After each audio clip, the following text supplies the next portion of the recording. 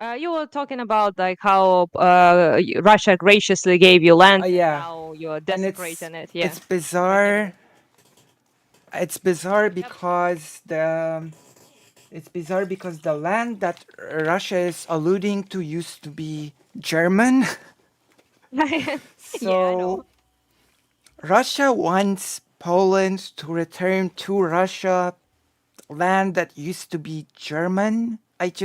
Yep. I am mind blown by this. You're mixing things up. You don't know anything. It was always Russia, you know? Yeah, I guess everything was Russia at some point. Everything was Russia. I tell you, like literally the entire planet is. So they can make like claim their rights to pretty much anything, and it makes sense somehow. Yeah, Somehow, you know. but I also, interestingly enough, I have had a Twitter debate with a weird far right Polish person about Hmm. Ukraine. It was very weird and very, how should I say it, spontaneous, because it started from a totally different topic, and you will be very, you might be weirded out by the topic. It started from people talking about how Polish women don't want to get pregnant.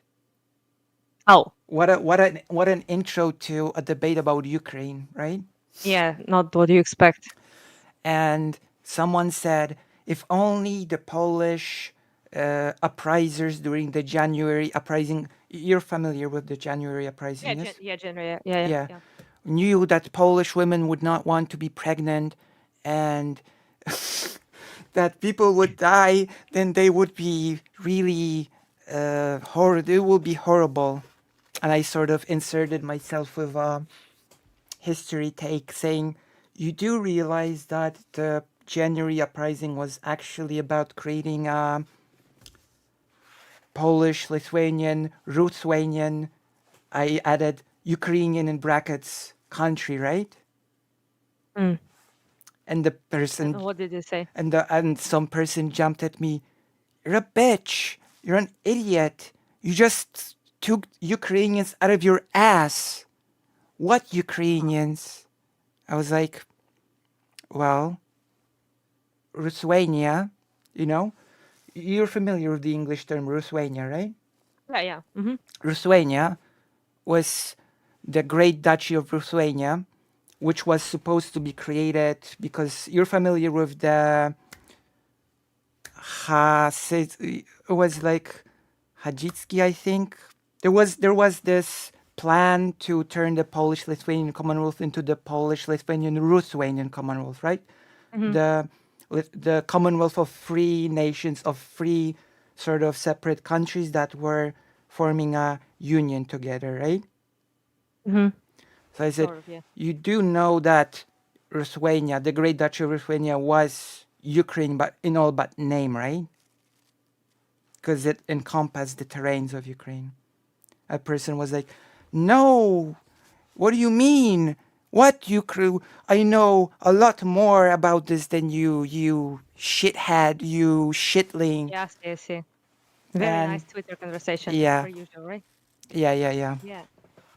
And Well, it's, it's kind of like expected. I mean, far right people in all sorts of countries tend to be oftentimes like pro-Russian or against Ukraine in some capacity. So it's not like I yeah, usually like shade on tankies mostly, commies, leftists, because they piss yeah. me off more. But overall, of course, like it's expected that ultra nationalist types, for example, would be pretty much against. And in Poland, I actually, fun fact, encountered such people a couple times when I was there in Poland. Yeah, So it's not like it's that surprising, to be honest with you. yeah, So yeah, makes sense. ultranationalism is like a state of mind.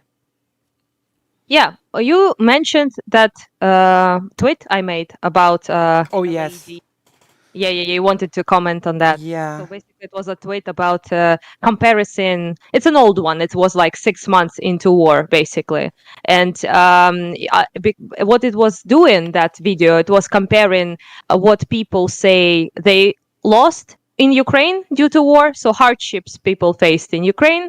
And the video actually compared what Russians were answering. So basically, they would ask, "What is like the toughest thing that happened due to this whole war situation?" And a Russian person would say like, "Oh, I can no longer buy Lipton tea," you know, and Right. Ukrainian will say, "Well, my father was killed. I lost my home. I had to evacuate from my city." You know, things like that. So comparisons like that. And this bit that of that video that I posted was basically like a lady saying that she lost her brother. He died defending Mariupol, and she was forced to escape Nova Kakhovka, which is especially sad considering the dam and probably her house was ruined entirely.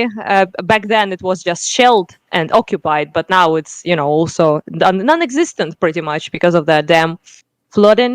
And Yeah. yeah, so this Ukrainian lady says that this is what happened, and this another Russian and another lady Russian in Moscow says that oh, like it didn't affect me like pretty much at At all. all. It's Yeah. smiley, and and she's like, and she's asked like, what do you think about this whole thing?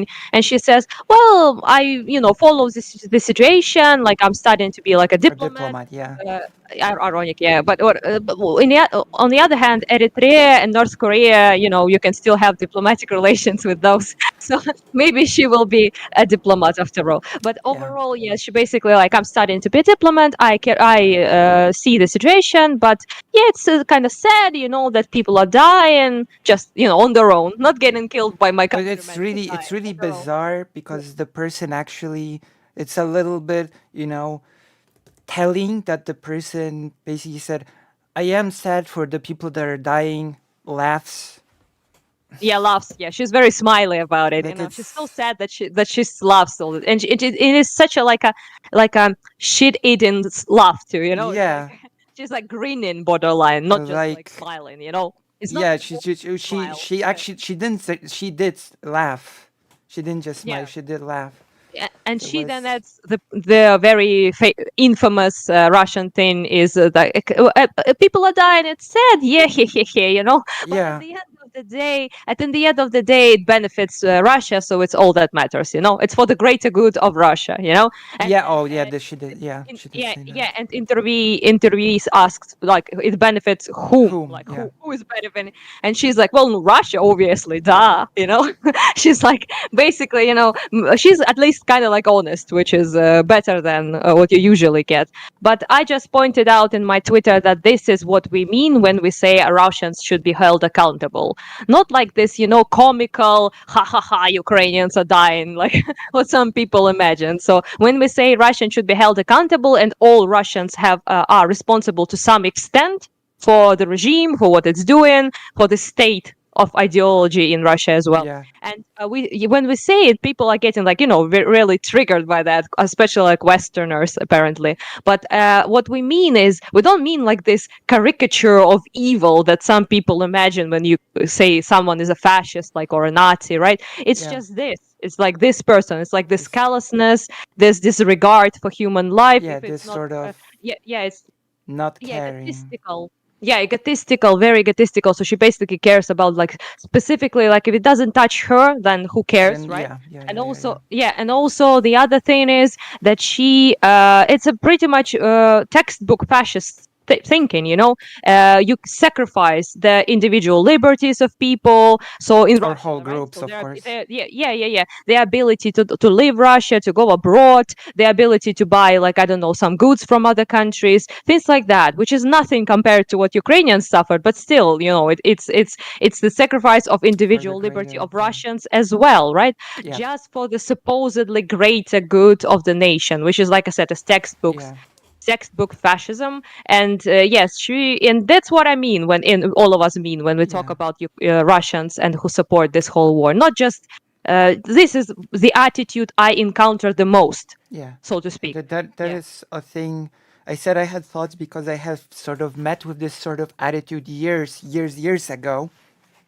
I Hmm. sort of had a friend that was from Russia, and she also had this sort of, oh, we don't really think about things that happen on the western border. We don't really think about people that like about Hmm. Polish people or other people. And that what was distinct to me that at some point we entered history, right? And we talked about the infamous Russia-Japan war, which you're probably familiar with, the Yeah, famous, yeah. very embarrassing war which Russia clearly lost. That's a common, Russia You losing know, embarrassingly. it was for the first time, that was before World War I, when sort of Russia showed itself as a brittle empire to the world because everybody was afraid of Russia, and all of Hmm. a sudden Russia just lost to Japan and embarrassed itself and showed its weakness to the world. And interestingly enough, the person who I was speaking um, about this said, "Well, wait, no, we never lost. We never lost that war." Typical. I was like, Very typical, "Wait, yeah. no, Russia factory lost the war." She was like, "No, we didn't. We didn't. We never lost." You know, and it's Hmm. sort of reminded me of this tweet thing. When the person is sort of like, we don't care. None of this affects us. We're above it all. We're sort of the greatest. We're just, we're cleaning house in other places right now, but it's at the end of the day, it's just for the greater good. I don't think it will ever affect me because there was a question at some point. Do you think you might be attacked at any point? And she was like, no, Yeah. no, no, No, yeah. no. It's kind of funny actually that she says like they ask like, are you worried about Yeah, them attacking us, and she said a little bit. And then when they ask, are they actually going to do it, what do you think, are they actually going to attack, and she's like, nah, no. nah, no And way. yeah, so yeah, it is quite I like this interview with this girl specifically because it's actually like the honest thing. It's not Yeah. what they say publicly most of the time, although they do say such things publicly. Obviously, But it's they not. say worse But things when you publicly, sadly. yeah, yeah, yeah, obviously, yeah. But when you read, like, their forums, Telegram channels, chats, I speak Russian, right? So I can, easily do it, and we do it. Yeah. So basically, it's this type of attitude most of the time. There's like this way worse things. So like, genocide those Ukrainians, like the Ukrainians don't exist. They need to be like flattened and killed Yeah. and put it in their place. They're like, they betrayed the great Russian, whatever the fuck people, right? So they need to be prosecuted for that. That's also the attitude you will see quite often. But Yeah. the most of it is this lady. So this person is what you get. And yeah, so many people have trouble. Apparently, seems to be that they have trouble.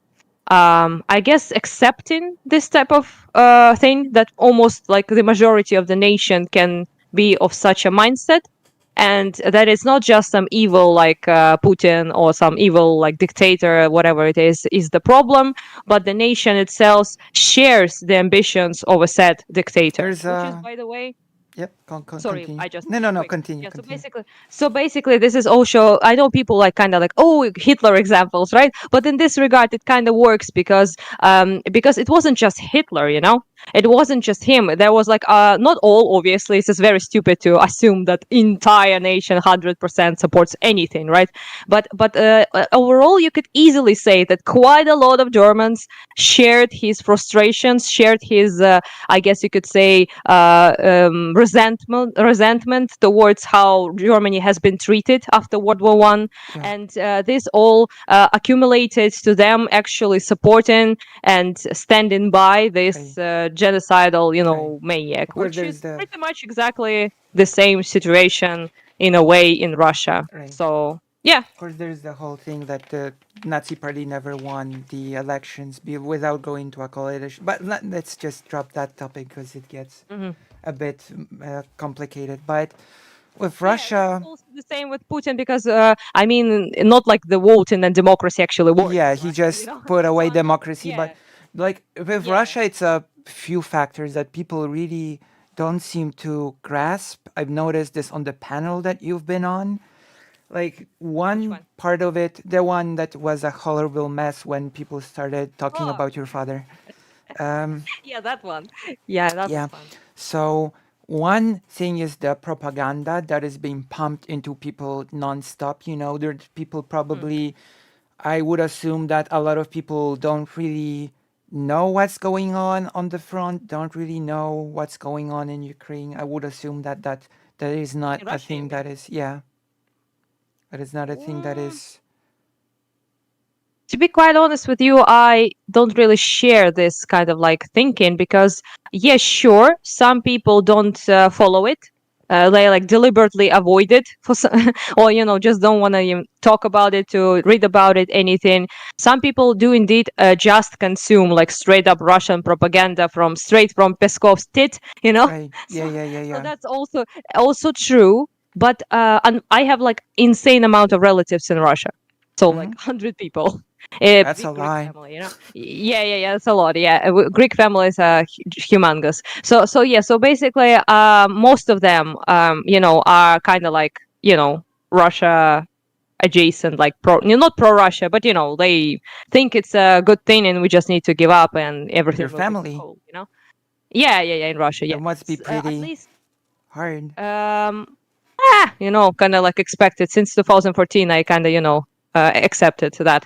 But there are, of course, maybe like 10 out of them, if I'm generous, but more like five that actually, understand and they support us and they care for about what is going on. They're very desperate, very sad about everything that is going on, and nothing can be done about it from their end because they are minority of a minority, And yeah, so it is a very rough situation, but speaking with them, it's very clear that they know exactly what is going on. So if you actually prod at them, they do know. And they read Telegram channels. They are most of Belgrade, which is actually the city that bombed my Kharkiv the most, Russian city, Belgrade. They are all, like almost the entire city, is signed to our Kharkiv Telegram channels. So the Right. connection between the city was so strong. People from Belgrade would come to Kharkiv all the time. They would shop here. They would go to the doctors here, things like that. They Yeah. would visit their friends. They would just go on weekends to just drink and party and things like that. Yeah. Because Kharkiv I was think a great city I once think upon a time. Karaso But did. but Yeah.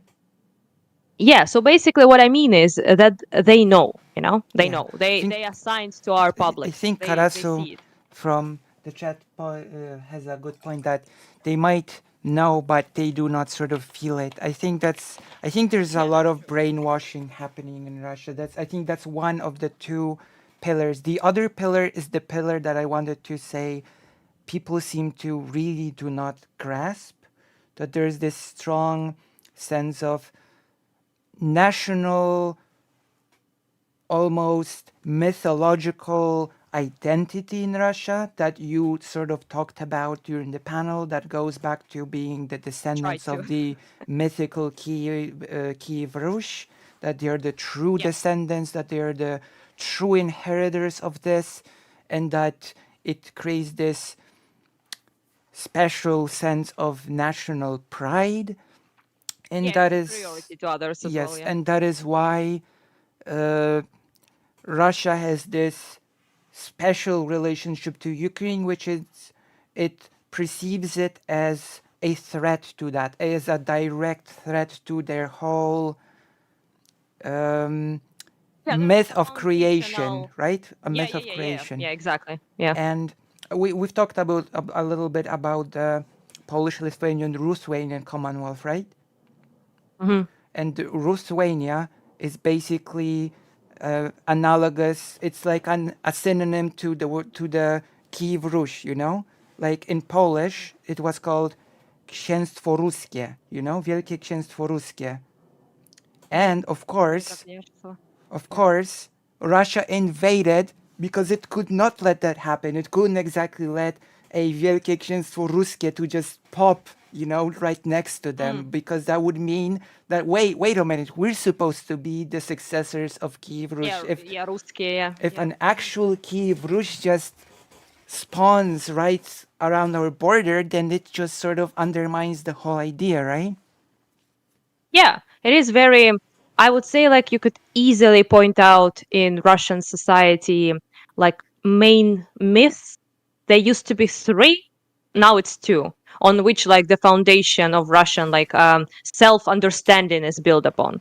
So Yeah, one is Kievan Rus, like you said, like yeah, the descendants of being the main descendants of Kievan Rus, so to speak, being like the main Slavs, because Ruski, they use the word Ruski, right? Not Россияне, which Yeah. is Россия is actually how it's called, right? Right, Yeah, Russia. Russia, yeah. They don't, yeah, they don't say Россияне, usually they say Русские, just to, it's like an umbrella term they use, basically. It's not Yeah. even like a nationality. And they did their best to try and to equate Русские, Russians, right? Русские, to Slavyani, to Slavic people. So for them, it's like basically like the same thing. So it's the Slavic people is them at the end of the day, Which, So this is a very important myth to them. And also the second one that is kind of no longer a thing was October Revolution. So this yes. was a very like intense event, but since Soviet Union dissolved and no longer exists, it's kind of weird to jerk off to Yeah, the rest. Yeah. to the failed state that no longer exists. So they don't do it anymore. And the third myth is, of course, World War II, or as they say, Great Patriotic War. This is their victory supposed against Nazis is just like a foundational Yep. principle to them. It's like the thing they're insanely proud of, the thing they obsess over, this militarization, military prowess, military power, and quite honestly, just being able to scare everyone shitless. We're To install fear in other people is what they care we're gonna about. go Yeah, back to and that because it feeds into the current propaganda quite a lot, that World War II thing. But it's in my mind the Ruski thing sort of fails because in the Polish-Lithuanian Commonwealth, a very big distinction has formed of Rush, Rushini, which was basically modern day Belarus and Ukraine, right? Which is very interesting because for the longest time, the language that was called in Polish Ruski was the main language of the Great Duchy of Lithuania. It wasn't Lithuanian, it was actually the Ruthenian language. That was like the main language of this country, which later formed into Ukrainian and Belarusian, right? And there was also the fact that that language could sort of continue and exist and in liturgy and among the people.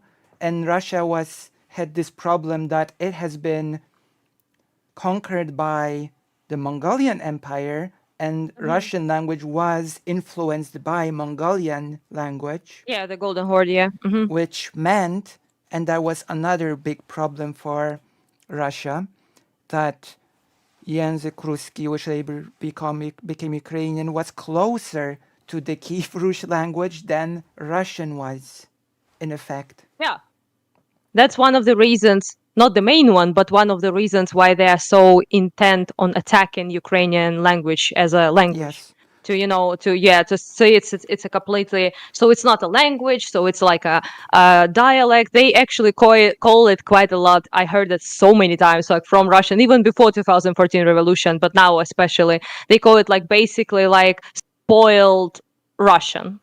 Oh, the So the it's the attack on yeah, Ukrainian language actually happened in the 18th century when Russia incorporated yeah. the I'm not lands saying into. it's new, yeah, but It's very um, old, and those are the yeah, reasons. It's like a threat to them, to their yeah. So it's very foundation. important Yeah. to ruin this, like even the idea of like Ukrainian language as a language, and also yeah, you're right. It goes like back to history. For example, like in Russian Empire days, I think it was 19th, if I'm not mistaken, century, the Mm-hmm. beginning of it Yeah. is then when the Emsky Ukaz was created, or Valuev Circular. Those were laws that prohibited Ukrainian language and prohibited to publish books.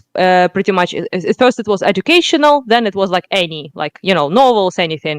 Yeah. And The the guy Russification. who actually, yeah, Russification, yeah, and also the guy that kind of started this whole business. I'm trying to see it properly because I'm sitting on the floor. Don't ask questions why. To Yeah, the so Japanese. basically is Yeah, basically I have like pillows, and that's what I said. So yeah, basically what happened is this, that they the guy who actually was the one who wrote that law, Valuev circular, Valuev, it's in his name. So basically he said a funny thing, in my opinion, because it's very appropriate still. He said that Ukrainian language never existed, it doesn't exist, and it will never exist. This is basically kind of like the thing you can hear like now easily in Russia. So yeah, so Yeah. it's just kind of funny that they forgot to evolve with time, I guess. But Yeah. Russia basically says so many crazy things that it astounds me that anybody still listens to the Russian narrative. You really have to be quite dishonest to still listen to that narrative. Like the Yeah. denazification of Ukraine is one of the narratives that I'm astounded people still cling to. Like Oh yeah. That one is a foundational one, to be quite like the honest. It's the, like the, since 50s the it's funniest pretty thing prevalent. Yeah, the funniest thing I've heard about it is like when, on one hand, Russia says we want to denazify Ukraine, and then they add, but did you know that Ukrainian refugees fear Polish people just as much as they feared the Nazis during World War II? Yeah. Or actually, at the beginning of this year,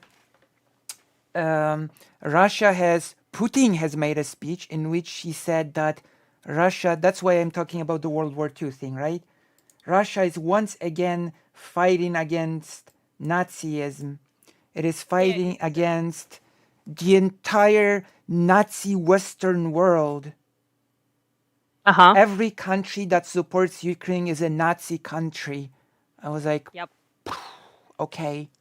And people still try to do the Nazi narrative when Putin said in a speech that every single country that supports Ukraine is a Nazi country full of Nazis that also need to be denazified. Like Yep. Russia Well, it against the is world. yeah, it is Russia against the world always. But the thing is that basically, I think it's a very, very important narrative. Even it might sound very silly, to any reasonable person, obviously. Hey, But yeah, in Russia, like on internal market, basically, like the people of Russia itself, it is unbelievably effective. Because, like I said, this like heroic. I don't know, like death of Russian people to stop Nazism, and they yeah, consider themselves the saviors of the world against Nazis. Basically, they don't learn about what happened before Stalin and Hitler decided no longer yeah. became no longer pals with each other. That was They forbidden don't. in Poland for a long time, by the way, when it was still in Mm. the Soviet sphere. Yeah, so they don't know like about the non-aggression pact, pact Molotov-Ribbentrop. They don't know about the fact that Hitler and Stalin attacked Poland from west and east, from both sides. They don't know about occupation of Baltics, about Finland. Even sometimes people don't even know about the invasion of Finland by Soviet Union. So not only that, they also have like pretty much no understanding of how much impact Great Britain had on the war, United Yeah, States had on the war, the Lend-Lease, the giving of like weapons that the United States gave to Soviet Union, and food and fuel and everything, like basically yeah, intelligence, everything, right? yeah. So they have like very little understanding of that, and they pretty much consider themselves to be like the saviors of the world that made this great Oh, yeah. sacrifice just because they're so good. So so this is like very important to them, and they also speak about it always as Russians. So they never mention like Ukrainians, Belarus, Oh, Georgian yeah. people who also were part of the Red Army. Nothing, like only Russians. Well, So Stalin himself yeah, was Georgian, right? yeah, of course, yeah. So for them to, but Russian, the most important thing is that he was Russian. Which Yeah. is So ironic because Stalin is a young. I don't know. Are you familiar with his main pseudonym, not Stalin? Are you can you familiar say it with again? Stalin's main pseudonym, not Stalin? The main name that he went by around his main um, cooperator. I mean his surname. You mean No, the no, I actual mean surname of? the main nickname that he used, so to speak, the main Um, pseudonym. It can you wasn't say that? Stalin. Maybe I remember. What was Koba. it? Oh. I get it. Yeah, Yeah, I heard. Yeah. you've probably, yeah, you must be familiar. Mm. Do you know where he took Kaba from? No, I'm not. No, not really, to be honest. As a teenager, he was, that is extremely ironic. He was in the anti-Russian. Um, she was, trying to defy Russia as a Georgian. He was in the Oh, I opposition of see. I see. I Georgia, see. and Yeah. there was this book hero called Koba. He was a freedom fighter for Georgia. Mm-hmm. So he took on the name Koba as this fighter for the freedom of Georgia against Russia. And then Yep. he became the ruler of the USSR and conquered his own country. So Yeah, and also persecuted heavily Georgian, the thing. Yeah, but it also actually kind of reminds me of this epic thing. You know, this picture. Everyone knows it. I think that the Soviet flag on Wehrmacht, like the placement of yeah. the Soviet flag in, yeah, and the guys who are on the picture actually cut out the Georgian guy. There was a third guy there. Oh yes, yes, yes, yes, yes. Yeah, yeah. Not only that, but also the two guys that are actually placing the flag are Ukrainian, both of them. So one is, I think, from Zaporizhia, and the other one I Oh, forgot, but also from Ukraine somewhere. And then they gave medals like to the Russian, to with Russian surnames, dudes who were never there on that rooftop and never placed yeah. the flag because they just couldn't allow Ukrainians and Georgians to be the ones who did it. That was They a had to be that Russians. was a Yeah, very very tragic. USSR thing to sort of redact pictures like this. Yeah, Very, truly, yeah. but And to give medals to people that have fuck all to do with the actual Zaporozhye, like, event. Yeah. it must, like, it has to be a very special feeling when people try to say that Zaporozhye of all places is like Russian, when Oh, people yeah. from the Yeah, West say thank you. that, like when people from the West try to say maybe Ukraine should just give Zaporozhye away, and I'm like, Ew, it's just like literally the what? heart, like, of the Like country, like the Zaporizhzhia Sich, and yeah, everything. yeah, Yeah. like I have here this book, Kozacy Zaporoscy, Thank the you. the Yeah. the the Kozacy Zaporoscy, like, come on, it sounds like a Yeah. Yeah. joke if you start saying that Zapor, come on, of all places. Yeah. It's Like, well, actually one of the most heart-wrenching things. yeah, it's Everything like, is heart-wrenching, because every part of our country that is occupied is, of course, hurtful and painful. And but this is in particular is just I just it's them in Zaporizhia is just a yeah, fucking it's insult. like, it's Yeah. like a spit to the face, and people claiming, well, maybe Ukraine should just give it up. Like, no, are you kidding? Is this a joke? Yeah. Like, when, Yeah. and of course, speaking of the Ribbentrop-Molotov, I have this book here. The Soviets are not getting in, and it's basically a Oh. book. I've been seeing it. This sort of line of thinking more and more now. I'm sort of getting into it that basically, if the USSR did not enter into Poland from the east, then there's a high probability that probably Poland could have stalled Germany a lot longer Yeah. than Yeah. it did, which Yeah. would I heard it. Yes. mean, that, well, the war would have went a little bit differently than it did. So Yeah. It was very convenient for them. Yeah. the whole narrative of the USSR being the saviors when they were basically the people that enabled the war in the first place is very Mm-hmm. interesting to me. I actually really like enjoy this. I don't enjoy it. I I hate it. But when people actually talk about like things like, oh, they just stole, like they just were trying with no proof whatsoever. By the way, that the Soviets supposedly were trying to win time to defend themselves from Yeah. inevitable invasion of Hitler. When the proof of the matter we have like Pact Molotov-Ribbentrop secret protocol, where not only they collabed basically basically, using modern language, Yeah. But they also were like, hey, you know what? We can separate Europe in two spheres of influence, Soviet and German Yeah. one. And also we can, one up on that like whole Anglo-Saxon, Western Yeah. degenerate democracies together, my guy, like mustaches unite, Basically. Yeah, so yeah, basically, and also the best way we all know, right, to defend yourselves from a future Nazi invasion is to invade Finland, right?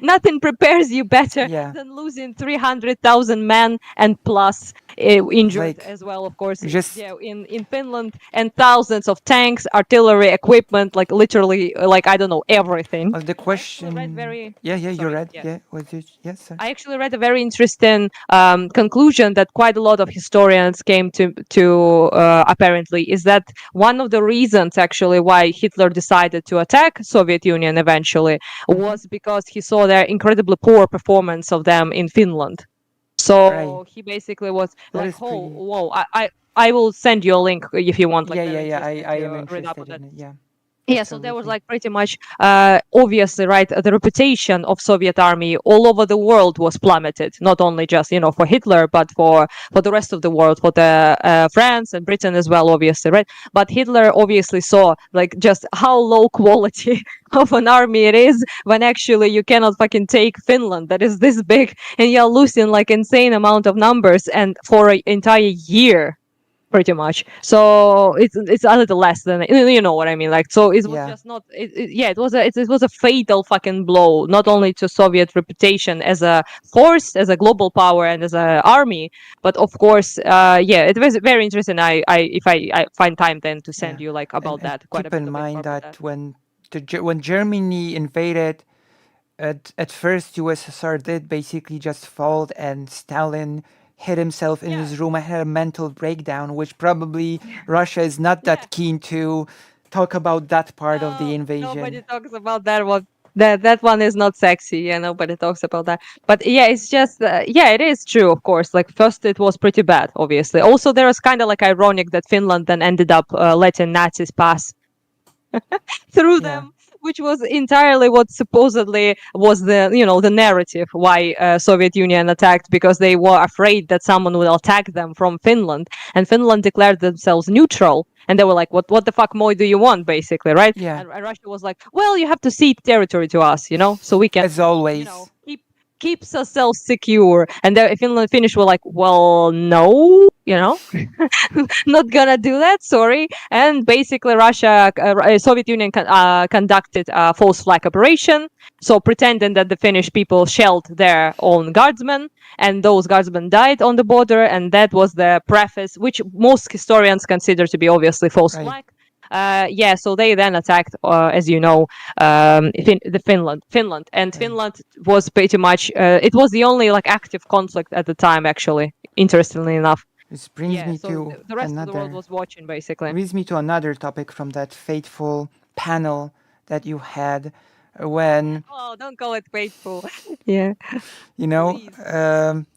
well, I say fateful, the fated panel, like when you told them about the Kiev Rush thing, and one of them said, thinking he was very smart, said, "So do you believe that there is this innate?" Because he was basically trying to accuse you of being an essentialist that Hmm. ascribes this essential part of Russians. He was trying to make you into some sort of like weirdo essentialist, by saying, "Are you saying that there's this essential part of every Russian that makes them think this, no matter if it's Russian Empire, the USSR that was totally different system, and now?"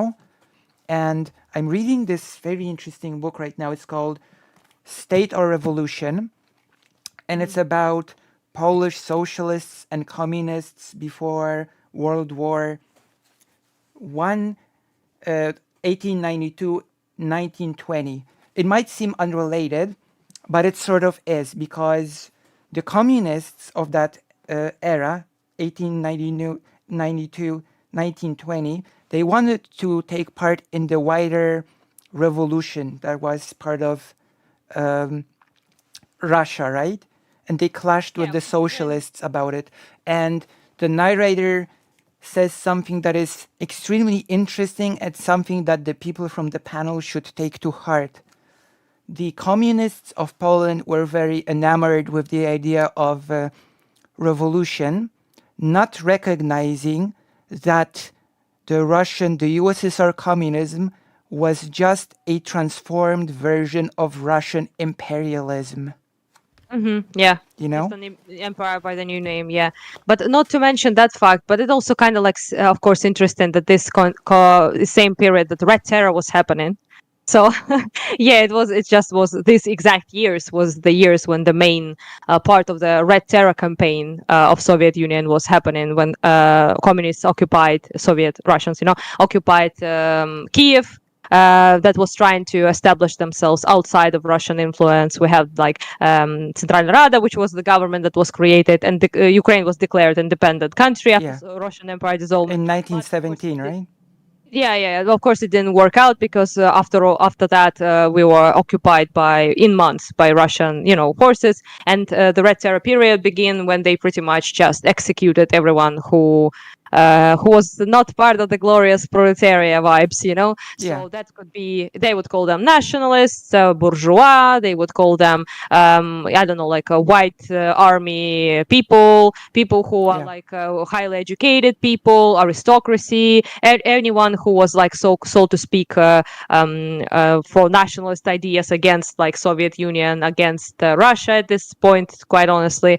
And yeah, so pretty much anyone who was not part of the who was Glorious not willing party. to who was not willing to succumb to basically like Soviet Union, they would just execute, torture, Yeah. imprison, and all the jazz. Yeah, And so this the lasted work for quite of some time. destroying the Ukrainian elite was also, of course, continued into the Holodomor, Yeah, obviously, which yes. So is one of the main examples of that is executed Renaissance is the term, which is the term that refers to writers, artists, yeah.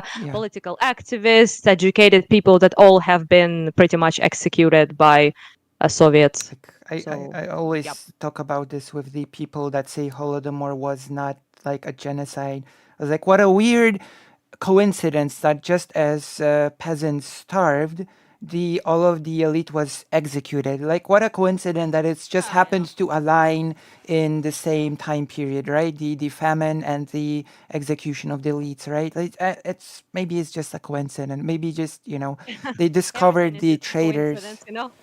when Russia comes to play. So it's just very interesting. Like you mentioned this cursed panel, but so I Yeah, will, address a little bit. It is the most interesting thing about this whole conversation, if you can even call it that, because everyone was like, interrupting everyone, and it was like a yeah, clusterfuck. But overall, it's just very interesting that they accused me, I guess Dylan as well, in that we were like saying that Russia is just evil and not allowing any nuance, while I right. pretty much made I went out of my way to highlight the fascism, the Yeah, ideology, not like the people yeah, even, the exactly. ideology itself, the regime, the state, and everything. I do think that Russians obviously are part of that ideology, of course, right? But Right. it's not like it's not essential. It's not like Exactly, innate. right. Yeah, anyone can be, fascist and Yes, whatever exactly. the hell. Like Yeah. So yeah, but they people who said that, they couldn't stop to explain the West being evil just because it is. the West, They will never stop saying like this is just what the West does, it's just what they do, and you calling like us essentialist right? when it's just very funny. So there are no reason for the West, America, whatever the fuck, to be evil. It's just like their essential nature. But when you like ascribe Russians actual actions, actual like actual physical actions, not just Yeah, words, but like annexation, invasion, genocide, cultural genocide of insane amount of nations, of just unbelievable damage that they done through the years, and we are called for that to be essentialist and yeah. to just paint Russia like as an evil empire. Yeah. Part of me wished I was on that panel because I really wanted to say that moment. No, that's not what you're saying. What you're saying is that there's this overarching nationalistic ideology that sort of prevailed Was through the not addressed. existence Yeah. of the Soviet Union. It was never dissolved. and it just continues to today. It's like it's not an essentialist trait, you know. It's just part of the Mhm. myth building of the nation, and most Yeah, nations but have this. I'm not personally the biggest fan of the nation states and nations as they are now, uh, but you know what I mean, right? yeah, of course, yeah. There's a difference. I'm not exactly like I don't think like many obviously leftists will lose their shit when they hear that, but I don't think like nationalism in itself is just is a very like destructive and bad thing. It doesn't have to be. So there are It doesn't civic have to be. nationalism. Although I'm not the Yeah, yeah, biggest fan personally. yeah, I'm not exactly to be honest either. I'm like not like a right nationalist type of person, but at least I wouldn't like paint it all with like some Right. it's equalize Nazism or like fascism with nationalists is both is just simply wrong. Yeah. Because because sometimes when I talk with like people in Ukraine who are quite further right to me and nationalists, for example, right, they pretty much never talk about ethnicity. So for them, Ukrainian is just a citizen of Ukraine. So whatever the heck their ethnicity is, so Right. it doesn't have to Yeah. be ethno nationalism. Yeah. So for Exactly. example, Right. my friend who is Azerbaijani, who's a volunteer, I'm not ethnically Ukrainian, as you probably know. And yeah, so quite a lot of people, they are just all Ukrainians to this people, to like pretty Right. far right people in Ukraine, because we are, it's nationality is what matters, like citizenship is what matters, and the level of care I guess you have Right. for your country also matters, right? And not the ethnicity, and it doesn't have to be exclusionary is what I Right. mean, Yeah. like of other people. And Yeah. oh, there's so many things from that panel, from all of the debates that I'm hearing when people, I've told you, basically treat countries as with this distinction of real countries that are Yeah. the real players on the stage, and there are these pawn countries that are basically don't have agency, don't have any Oh, I hate sort that. of, I hate it so like much. whenever I Yeah. hear the US will fight Russia to the last Ukrainian, what does that Which is Russian even propaganda, by the way. what does that even mean? Like, you do know that unlike what your fantasies dictate to you, Ukraine is an actual country. It's not just a pawn to serve either to for Russian influence or for US influence. It has its own interests, it has its own, like, Not to them. right, They don't like, see it that you way. have So the yeah. you have the Lublin Triangle. Are you familiar with the Lublin Triangle? We might have talked about it a bit briefly. I think we did last time. I think. Yeah, Yeah. it's like this close relationship between Poland, Lithuania, and Ukraine, based on the Mhm. shared heritage of being in the one country of the Polish-Lithuanian Commonwealth, you know? Yeah. And it's based on the Pact of Lublin that has created this. And how does this further the interests of the West? I think it's ridiculous to treat these countries like this. Well, you have to, I think, take into consideration that those like supposed like Russia apologists, lefty communists, whatever they are, right? They are first and foremost imperialists just as much as far right people are.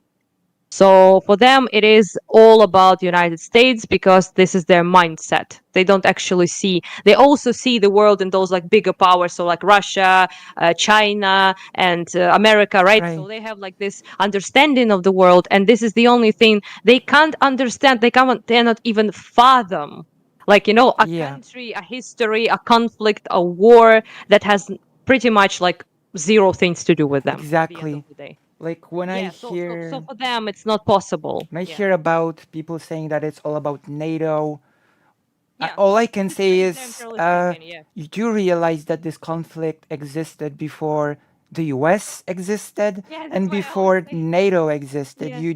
You Yeah. do know, you do realize that, right? Like, it's not all about the Yeah. US. It's a really weird sort of US exceptionalism, you know?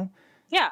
Actually, like I talked to Destiny about it, and he explained it, I think, in the best way, which I steal from him all the time. Right, So basically, he said like we talked with him, and he basically was it was about this whole idea that there are like those far right people, and generally like people like who are American exceptionalists who think like America is the greatest place ever, like it does nothing wrong, it shits bad of lies, right, and there is like the opposite of it, which is America is the most evil country on planet Earth. It does everything wrong. Everything it does is wrong and bad, you know? And at the end of the day, they kind of meet together, you know?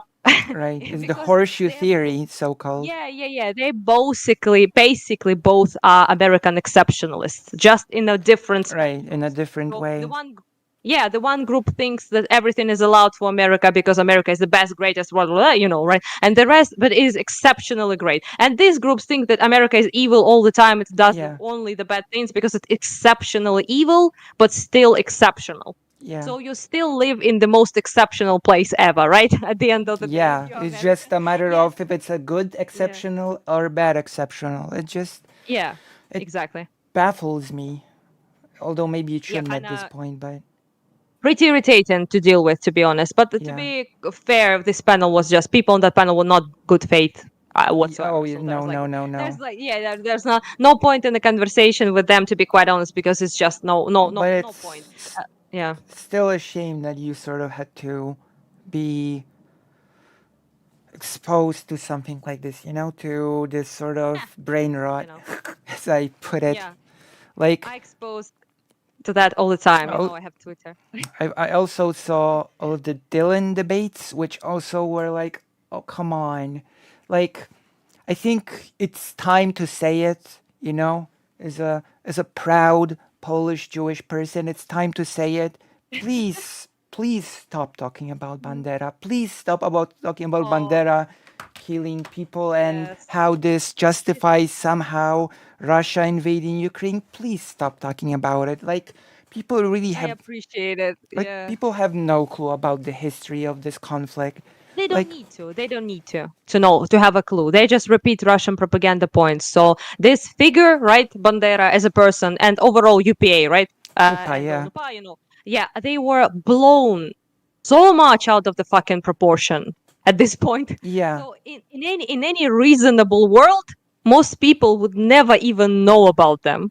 This is Yeah. such a niche little like crumb of Although history, it also working depends to. because like there is a Polish historian that is like it was actually called an apologist to UPA because he said that UPA is like mostly it gets really complicated and that is why people should before talking about UPA in a vacuum just read all of the things that are probably not Mhm. even available to read in English Yeah, that's true. Yeah, there's but a lot of um, content.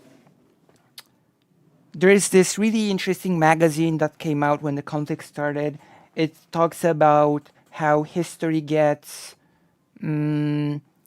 it's sort of mythologized. There's mythology to each nation's history. And for example, the author of this article should said that Polish people should remember. I got food here. That Oh, Polish cool. people should remember that UPA and Bandera in the current modern sort of mythology sort of mindset of Ukrainians, it doesn't function as this anti-Polish thing from the period. It exists Yeah, mainly as an anti-Russian imperial Soviet. Yeah. thing, Mhm. and that Mhm. Polish people should take this into consideration when discussing these things. So it all gets really complicated, and I really don't appreciate people that have no clue about it coming in and saying, Ukraine is just a bunch of Nazis because there was UPA and Bandera and they killed a bunch of Polish people and a bunch of Jewish people. It's it's complicated. It's complicated Yeah, which is history. which is not the only thing they've done, you know. Yeah, They also were it's like, like yeah, were a resistance movement who fought against eventually both Nazis and I Soviets. right, Yeah, that's another story. But overall, yeah, people just generally only just I guess it's just important to understand this, that the only reason they use him, Bandera, even talk about it, that no conversation about Ukraine is possible without mention of Bandera and UPA, which is right, ridiculous in itself. But yeah, but just because it is part of the narrative to paint Ukrainians as Nazis. This has been used as as Bandera is like the scarecrow basically Yeah. of Soviet propaganda. So he was blown out of the fucking proportion. Like I said, nobody would even know the man. Yeah, in the If West, it no wasn't chance. yeah No yeah if it chance. wasn't for like insane amount of like propaganda, and of course just everything is supposedly clear and simple when it comes to Ukraine, so nobody talks The about the history of for example IRA, right, in Ireland, who also yeah, worked with Nazis, also did not want to even support English people with the better.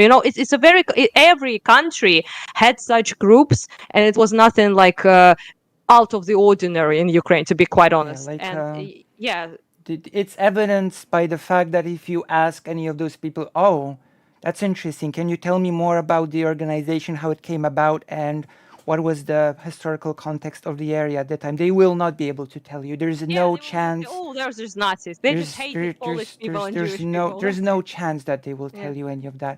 Like I like to ask people, even though most people don't even know about the topic, like questions that I don't really have easy answers to those questions, right? Like what should have happened to Lviv after World War One? Mhm. I really don't have an easy answer because um, Ukraine formed. Lviv was at the time mostly Polish people. They wanted to be part of the newly formed Poland, and conflict arose around that, right? And I don't have an easy answer to what should have happened in to Lviv, if it should have been the part of the newly formed Ukraine or it should have been part of Poland, because you know what happened, right? War, Yeah, yeah, I know. Poland versus Ukraine, and Lviv became part of Poland. But apart from Lviv, which was Polish, a whole bunch of lands that were not Yeah, mainly yeah. Polish Western, became yeah, yeah. part of Poland. Polish, 15 exactly. Yeah, fifteen the percent region of of Lviv. 15% of citizens of the so-called Second Republic were Ukrainian. 15%. That's a lot of Ukrainian people that became citizens of Poland, and also, which is interesting because at this point Russia still claims that Ukraine didn't even exist. Hmm. Right after the war, which I find this is a testament to how complicated these times were. Right after the war of Poland and Ukraine formed a military pact against Russia/USSR. I'm not sure if Hmm. you're familiar, right? Yeah, yeah, I know. Yeah. Hmm. Yeah. So Yeah. unfortunately, that war was lost. At which point, my sort of let's just say you could call me a bit of like radical, you know, when it comes to my political positions. So, in my opinion, when that was over, at that point, Poland should have basically said, you know what, we are. And there were ideas like that floating around. They lost because the far right movements were a lot stronger than any other ones. At this point, Poland should have said, you know what, we're not a Polish state now. We are actually a commonwealth of Polish people, Ukrainian people, and Jewish people as well. And all these languages are equal. And with time, we will sort of sort it out. I think that should have happened. Unlikely, all Unlikely, things considered. yes, Yeah. unlikely. And those promises, because there was like this concept, and it fell, that Ukraine was supposed to be made an equal language to Polish language. Hmm. Ukrainian people were supposed to enter the government. I've alluded to this in the DMs, and all those sorts of things were supposed to happen. It was a law that was even written, and it never came to be. Instead, Ukrainian people were degraded. They were sort of Yeah. moved away from the government. And of course, it created tensions that boiled and boiled and boiled and exploded. So Yeah. that's one Obviously. part of the story that, On our side, it's that did seem like basically you guys kind of like stood us up, you know, yeah, separated us basically between the Soviet Union and Poland. And of course, when the East was mostly fighting against, Russians and Soviets, and we wanted to be, a whole country again. There was moves made to do it, but unfortunately, the inside fighting kind of like fucked us up, and also the occupation by the, the Reds, the Soviets eventually. And yeah, it did seem to be like the west of the Ukraine was kind of like fighting off basically against Polish and oppression, so to speak. And there were like camps, and which you probably know, which was like quite a lot of mistreatment as well, which is, Yeah. by the way, what Bandera suffered himself. His brother, I believe, was tossed just dead to his to So his door by Polish. So it's not like exactly an easy story. yeah, It's it's not. definitely not It's an not. easy time. Yeah. Yeah. So for them, for example, in the east of Ukraine, just to make it a context, I guess, pretty much nobody like talks about the Polish people, Right. in regard that like oppressors, people like don't see them as such, because it's such a long ass story. So first of all, right? And but the West, of course, they have much more conflict with the Polish than they did with Russia. Before, of course, Yeah. Russia engulfed all of it, after World War II, in the process of Yeah. World War Yeah. II, Yeah. like all of the Ukraine, and Polish as well, Poland as well. But that was like already like Yeah. afterwards. So yeah, it's a pretty complicated It story, is. but that people have like zero idea about, and most Yeah. importantly, they don't care at the end of the day. They every Exactly. time someone brings up, for example, UPA or Bandera, they bring them up to simply degrade like Ukraine and Yeah. repeat Russian propaganda narratives. That's it. There's no other purpose to it. There's no. There's no honest attempt to understand history. There's no honest attempt to sort of understand the very complicated Polish-Ukrainian relations. I mean, Yep. it And is very complicated. yeah, and it is exactly like the same thing that actually happened on that stupid panel. No offense to Week, by the way, who did the panel. I think he's cool, but it's just the Was people surprised there. by his pretty Oh, cool he's like, opinions on. yeah, he's not weak. The weak is wicked, not weak. So yeah, basically what happened is this, that I brought up, like, the collaboration, obviously, which makes all tankies and leftists in the West just shaking their boots when you bring up bulk Molotov Ribbentrop for obvious Yeah, reasons, right? But because it destroys basically the whole narrative, but that's like another story, and simping for obviously Soviet Union. But which yeah, but is basically I brought it up. I brought it up like as a collaboration and stuff like that. And then the most stupid person on that panel, which was Omni, who didn't know like anything about anything. I don't know what the fuck right. he was doing there. Yeah. So basically, what happened is there. Yeah, and yeah, like he made it like a smart, supposedly remark that he was like, oh yeah, like Ukrainians were not collaborating with Hitler, and you're like, no Nazis in Ukraine, right? And I was like, holy fuck, man. Like, we are actually comparing right now, like the smallest fucking group of partisans that, no offense to them, have literally almost no impact on anything. I mean, I appreciate their resistance, but at the end of the day, it was like There very were small operation. paramilitary groups. Yeah, Yeah, but to compare that to actual on the books pact between Stalin, Hitler, whole yeah. Soviet Union, the attack Like on it's Poland, pretty the ridiculous. yeah, occupation of Baltics, invasion of Finland, and all that happened. And then afterwards, when they actually expelled Nazis, right? They didn't expel. They expelled them, but they occupied all the countries on the Yeah, road to Germany. So to including compare Poland as that, well. Yeah, yeah, Poland, of course, yeah, Moldova, the drill, pretty much everyone, up to the half of Germany, right? So this is just absurd to even like put them not on the same yeah. plane. Even they're not in the same fucking galaxies in terms of impact and And actual. of Yeah, course, it's just absurd. Yeah. apparently it was on the books to incorporate Poland into the USSR completely as well. But Mhm. some things changed. Stalin changed his mind and just decided to settle on satellite state, you know, Yep. Yeah. instead of just Which, fully. I mean, at the end of the day, for example, Czech Republic, right? They basically made that them like a puppet communist government there. Yeah. So yeah, so Well, it's in Poland, same a thing, pretty right? yeah, pretty common. Like I said, you can't like I guess include fucking everything, the entire continent, and so yeah. But overall, you can still control them without actually Yeah. including them Speaking in of the. UPA, I've found on my shelf randomly a book. I've told you I've got. I'm gonna show you a few books. Um, a pretty wacky book called Atamania Upa. Oh, I know this. I You know know this this book. book? Yeah, It's yeah, I called by know this book. Edvard Yeah, Prus. yeah. It's I saw. Yeah, from Edward Proust. Exactly. Yeah, I read some bits of it. 1988, and I know Yeah, I am confident that it's going to be a wild, wild read. You know, yeah. It is a wacky book. It is. It is pretty wacky. Yeah. because We discussed actually bits of it yeah, it's one like it's time with from my the friend. it's from the era where everything had to be pro-Soviet Union. So that's one. Yep. Yep. And I Yeah, it's really pretty I juicy. I read a fragment when it says, yeah, those people were not just hyper nationalists. It was the capitalist hyper nationalism. Yes, of course. You know. Capitalist is the worst part, you know.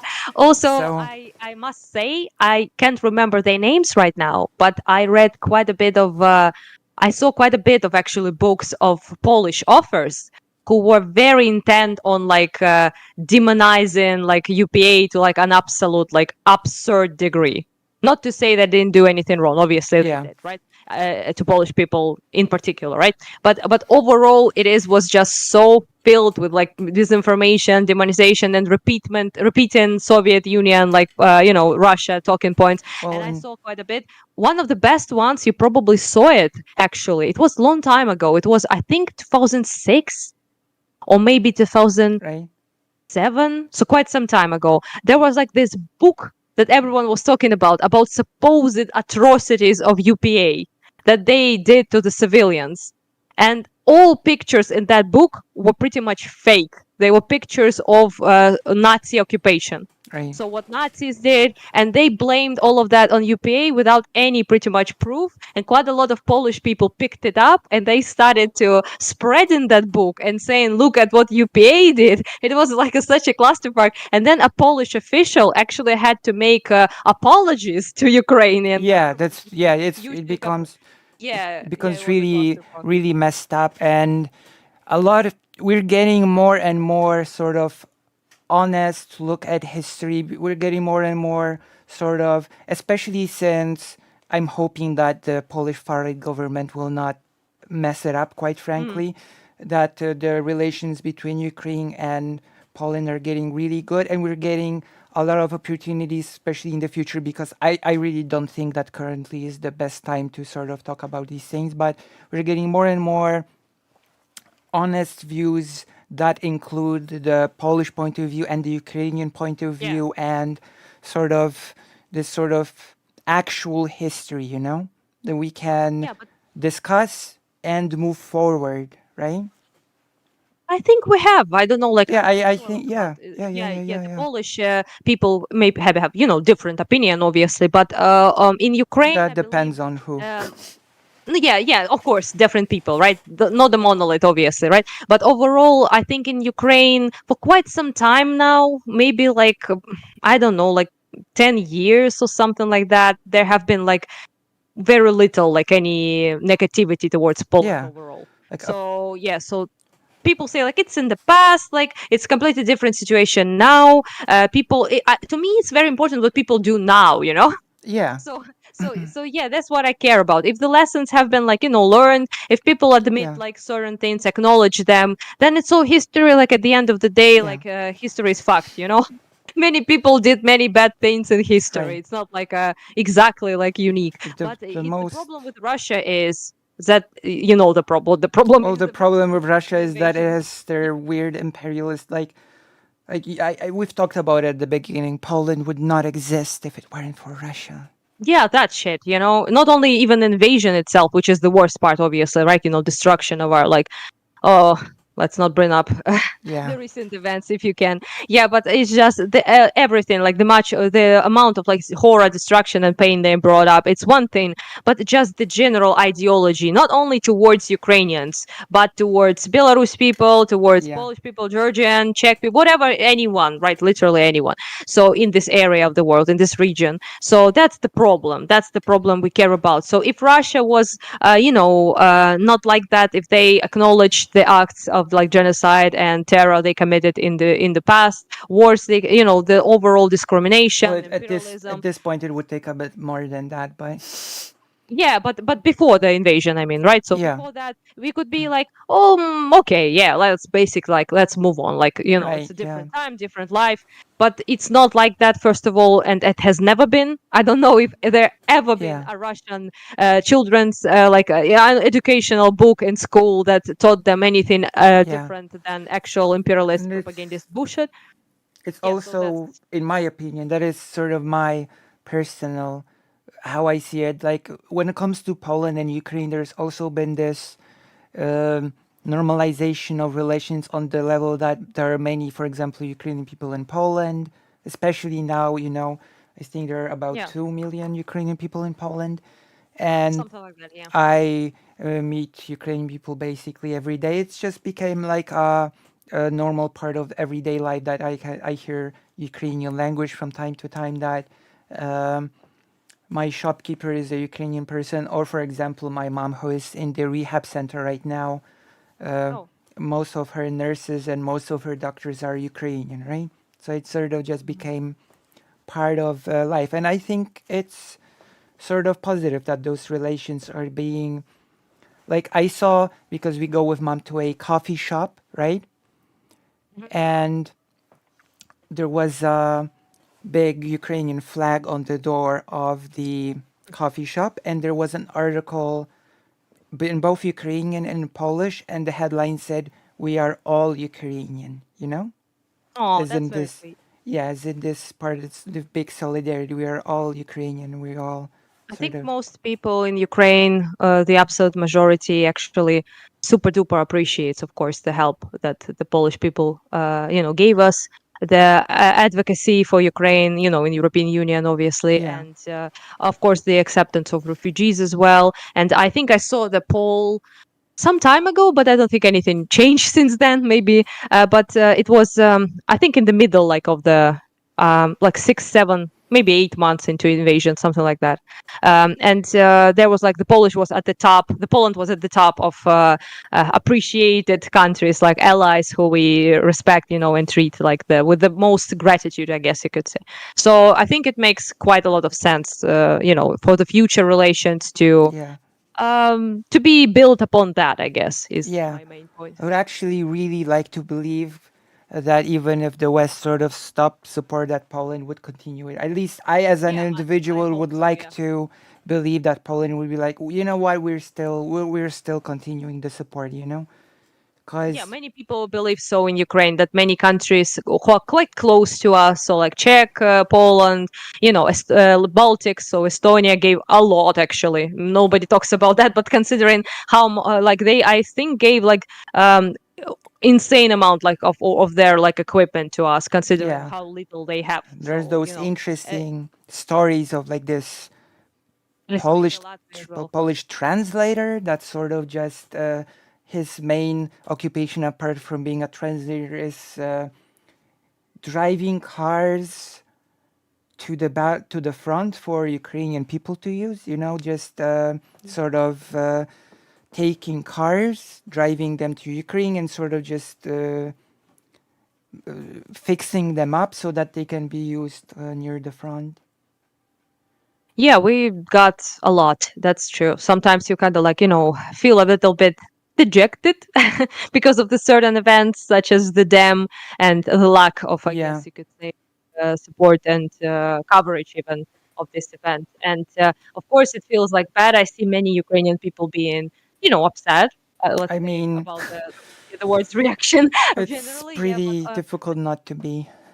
yeah, but we should not, of course, forget that we did indeed got quite a lot of help, and way more than I personally expected. We will. Well, I, I'm gonna sound a little bit like a douche, but I think it could be more. Like we've talked about Thank it you. I on our appreciate it. we've talked about it on our last. There are a lot of experts that just say that a lot of the help is just very reactive. If Yeah, you know what that's I mean true. by that, that Yeah. when Ukrainians start running out of stuff, the army says we should get, we're running out, and then okay, we will send more of this. It should be less active, more active. Like we just sending equipment, and it should be the amount of equipment that should objectively give Ukraine an advantage over the Russian forces, like 2 to 1 Yeah, or something. that's I appreciate that you saying that, because I talk, as you know, with quite a bit of soldiers and commanders and people who are actually in the army as a volunteer, and because of that, that's of course quite a lot of what I hear. So Yeah, it's very reactive. It's very like, oh, we are like on a verge of not running out. having none of this Yeah, equipment, and then we will get it. So it's not like preemptive. It's not like we have enough. There's never this exactly, feeling of security, I guess you could say, exactly. of us. Yeah, There so it's was, very rough I sometimes, and also, yeah, yeah, and yeah, also, sorry, yeah, also the lack of. It's not exactly what they complain about it, but they mention it, that there's a very strong reluctance, I guess, to give us offensive weapons that actually need to be used to yeah, liberate terrains. our country. Yeah, so defensive, everyone is, pretty willing at this point to help us out. And finally got those Patriots for Kiev at least, Yeah, which is better than obviously nothing. They work pretty well and intercepting Kinjal missiles, which are supersonic missiles, supposedly unbeatable, but are getting beaten up just fine, you know, as per usual. Yeah, but overall, of course, it is all amazing and very helpful to protect civilians and protect infrastructure, and very, very important. But at the end of the day, many of our soldiers, I guess you could say, are a bit anxious about the fact that sometimes it seems like we are encouraged to defend right. ourselves, but we are not supported when it comes to liberating ourselves and actually Yeah, putting a yeah, yeah, stop yeah, to yeah. this. And because I can say that many sort of Polish military experts sort of say this sentiment as well, that it's very reactive, that it's not enough, that it should be faster and more. And there was this huge article. The headline was, Ukraine is receiving a drip, but it's not receiving the transfusion that it desperately needs, you know? Yeah, yeah, kind of And feels like that. Yeah, yeah, keeps and us alive, yeah, keeps us floating, but that's about it. Yeah, yeah, but and we will see how and this counteroffensive will whenever play out. I yeah, and whenever I hear in debates or panels, uh, Ukraine is receiving too much support and it should be less. Ukraine should not receive. I was like, no, the opposite is true. It should be more. It should be a lot more. What are you talking about? Yeah. It's like ridiculous. And there was one more. I'm trying to. Oh yeah, there's this slogan. At this point, it became a slogan. I just want the war to end as soon as possible. This sort of Yeah, I like hear that a lot. Yeah, dog whistle almost, like, which basically means Ukraine should give up. Let's be honest. When people exactly. say Yeah, that exactly. we should force Ukraine to negotiate. Oh, so you mean force Ukraine to give up? Is that's what you mean basically when you say that? You know Just the construction of the sentence, we should force Ukraine. exactly. It just belays such a like imperialist Yeah, mindset, a disregard for Ukrainians as people. It's always kind of like funny to even see the way like yeah, the language and itself kind of funny and betrays tragic a the bit. attitude. Yeah. Like I So also there's like this thing I mentioned it with like for example like Finland, right? When they're I try to at least on that stupid panel, but overall it's just that they got pretty much no help almost comparatively. So the yeah, world was just watching from the sidelines. Britain and France both gave us, especially France, gave them guarantees supposedly of Czechoslovakia. I mean, sorry, I said Finland. I apologize. Like Czechoslovakia, when they gave Sudetenland to Germany, right? So Hitler demanded, as you know, that quite a big part of the mountain Czechoslovakia should be pass given. because Yeah, Sudetenlands. Yeah, yeah, Sudeten is the mountains. Yeah. So basically, there was like mostly Germans living there yeah, ethnically, and so it is kind of reminds me of Crimea quite a lot actually. yeah, So basically, what happened is Czechoslovakia was like kind of okay with those demands. They gave autonomy They gave Sudetenland autonomy, the Oh, opportunity to. that was also a bit more complicated. They didn't really want to, but the West sort of pressured Right, Czechoslovakia into exactly, doing it exactly. That's what I'm because they saying. were like, Yeah, "Oh, yeah, yeah. we should have peace on the continent, and let's give Yeah, Germany what they what want." that's what I mean. So Czechoslovakia basically just was kind of forced to cave in, I guess you could say. Yeah, So gave them the autonomy, the language rights. So everyone spoke Germany. There was kind of a lot of German influence there, political influence there, and which, by the way, was not exactly great considering they became Nazi,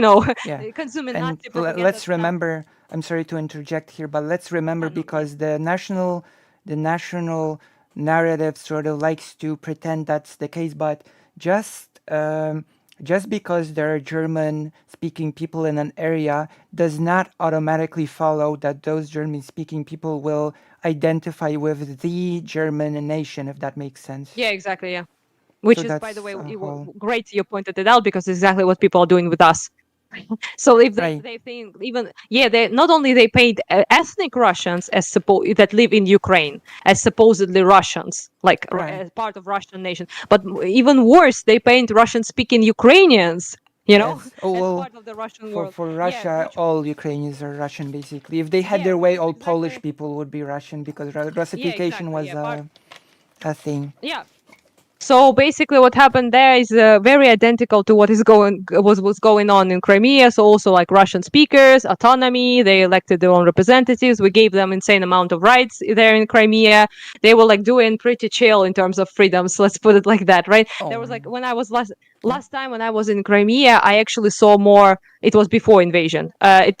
So maybe like I don't know, 12th, 11th. I'm not sure. So basically, I saw more Russian flags than I saw Ukrainian or any other flag. So it was like completely like they had insane amount of like freedoms and anyhow what it ended up being happening, as you know, in Sudetenland they basically were eventually pressed by the West to give away those territories, and not only Germany of course didn't stop but used that as a platform to continue the invasion occupation of Czechoslovakia and proceeded to And attack Poland and as such. So yeah, that there's is that, and also if Chamberlain famously returned, to to Great Britain, saying that he achieved peace by mm, any by any means, and he was like very. And then proud. Churchill famously said about this whole thing that you had a choice between disgrace and war. You chose disgrace, and now you will have war, which is what And exactly what happened. Yeah, the truth is that Germany never cared about the German lands on Czechoslovakia. There's a really of course not. particular reason why Germany really wanted to annex Czechoslovakia in particular. Do you know what it was? Well, I saw a bunch of like info about that, but There's most of a all, yep. the the further occupation of and using it as a mountains are quite useful in terms of like war Yes, effort and that's stuff like that that as too. well. Yeah. But there's a really crucial reason why they wanted this terrain in particular. It's because the company Skoda, which is now sort of we think of cars when we say Skoda, right?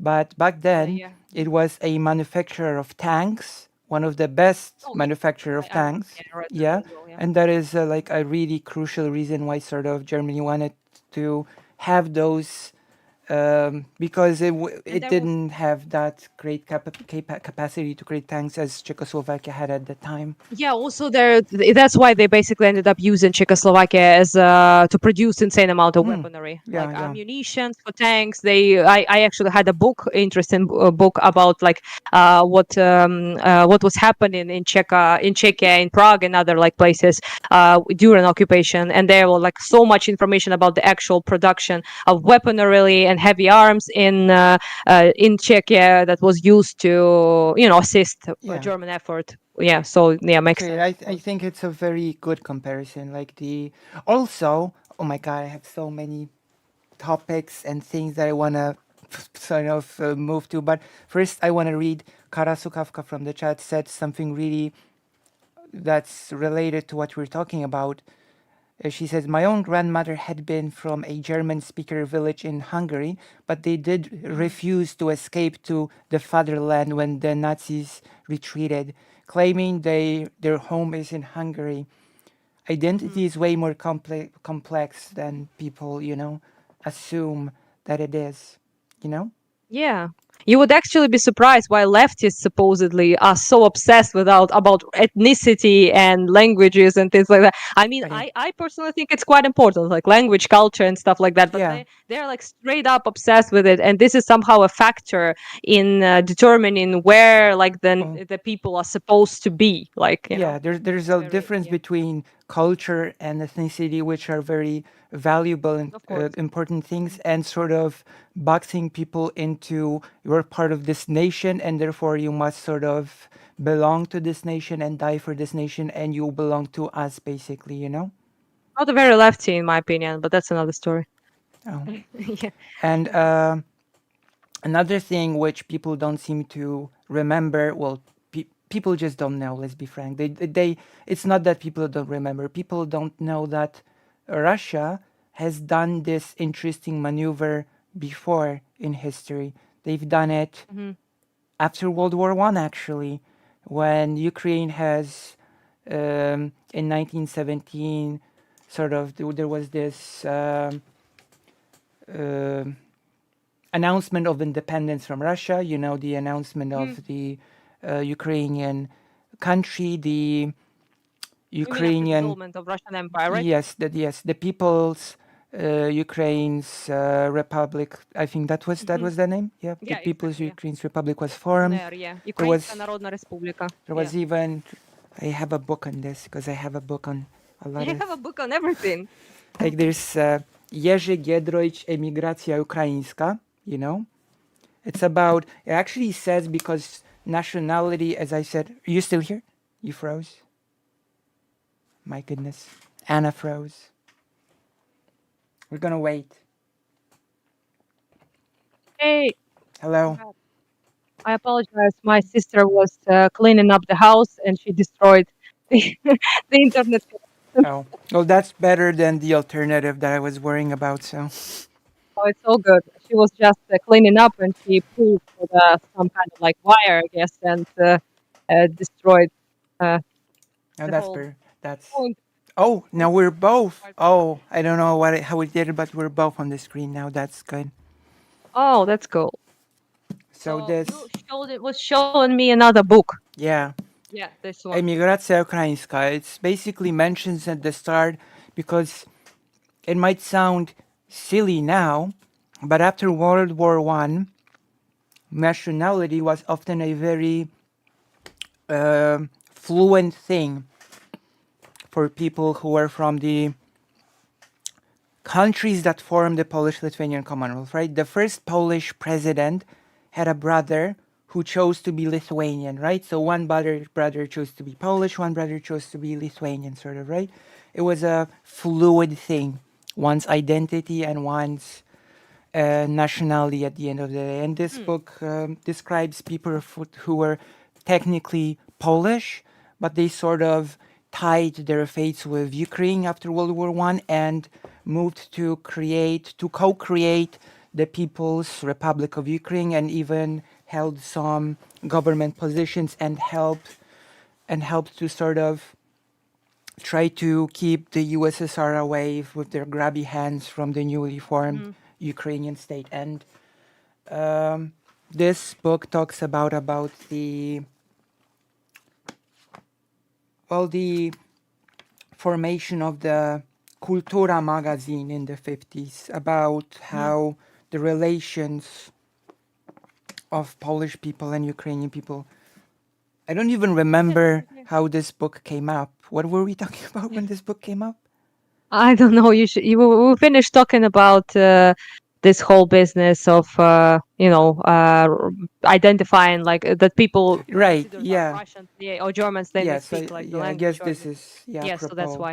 Yeah. that there were people who were technically ethnically Polish, but were like, you know what, uh, Ukraine speaks to me as a Yeah. concept, It as makes a, It yeah, makes total sense to me because that's how I actually always viewed like idea of a nationality and nation. To me, it's like it's kind of like, has a connection to ethnicity, obviously, because of just certain groups live on certain, like, territories in Right. Europe, and the majority people are of certain ethnicity. Right. But at the end of the day, it's about culture, it's about, values, nationality, it's about Yeah. attachment to your people, to the, communities you're in. At the end of the day, that's pretty much the only thing that matters, Yeah. because for me, I never identified as a Greek, pretty much, which I'm technically like, I am like actually like mostly Greek with Polish and Russian there as well. But mostly like Greek, and the rest Yeah. part is like a bit of Russian and Polish. But overall, I never like identified that much with, not that much at all, with Greeks, and with Greek as a country, and with Greek as people. Quite a Yeah. lot of my relatives on my father's side live in Greece, most of them actually, and most of my mother's live in Russia, as I mentioned before. So yeah, so it's just I've been there in Greece. I spent quite some time there, and but it's not like I always thought myself as a Ukrainian, and Yeah. yeah, that's pretty much it. Basically, a matter of identity, right? Yeah, true. Yeah, pretty much. Yeah. At least it's you kind of hard to to put to like that ethnicity is like, yeah, sure, there are like certain like characteristics in terms of like how you look and stuff like that, but overall it's kind of hard to grasp. It's like kind of like it is like a biological type of thing. It doesn't really make that much Yeah. impact at the end of the day. But whereas nationality and identity, that is very important, obviously, in people's life, Yeah. whatever identity is, even, right? It doesn't have to be like even nationality. It can Yeah. be something else, right? Yeah, so identity is very, I think, like in the core of persons, like Yeah. I should say, like no, it's very Of important their to life. people, obviously. Even Yeah, have yeah, the yeah. my So special jacket yeah, with the Ukrainian pin that people sort I of see that. Yeah, wear a it's very lot. cute. Uh, Appreciate that Wear one. it in Yeah, public. My mom wears it in public as well. that's cute. That reminds me of our like revolution time days, Yeah, it's like when we wore. a thing Yeah, that was big in Poland. Like people wore the pins in public yeah. as solidarity, you know. And people also had the flag in the social media, but that's more Mhm. internationally widespread. I don't know if people from other countries wear the pins. Probably not, but we are, quite close Yeah, in terms of in many ways. So that's yeah, so true. there's So I have a there's that. few other books to show you. You know, historical. Go on. What else do we have? We have a book. That one's pretty interesting about uh, Ukrainian organization that was formed in Lviv between 1925 and 1939. Hmm. It was like this is like an example of an organization who thought that they should work with the Polish government to Hmm. form a Ukrainian country because their idea was that the Polish country was not against it. So it's even this was not as monolithical as people try Yeah, to definitely. Yeah. portray it. There were movements that tried to build Ukrainian a Ukrainian Well, country from within. like it's a very, not to be like salty, I guess, about it, but it's a very privileged Western type of mentality to look at such a tremendously like rough time in history in Yeah, Europe as this like kind of like a monolithic, like black and white, whatever the heck it yeah, is. Like these guys allied with Nazis, they're bad. These guys like were Soviets, they were like good, I guess, yeah, in many leftist minds.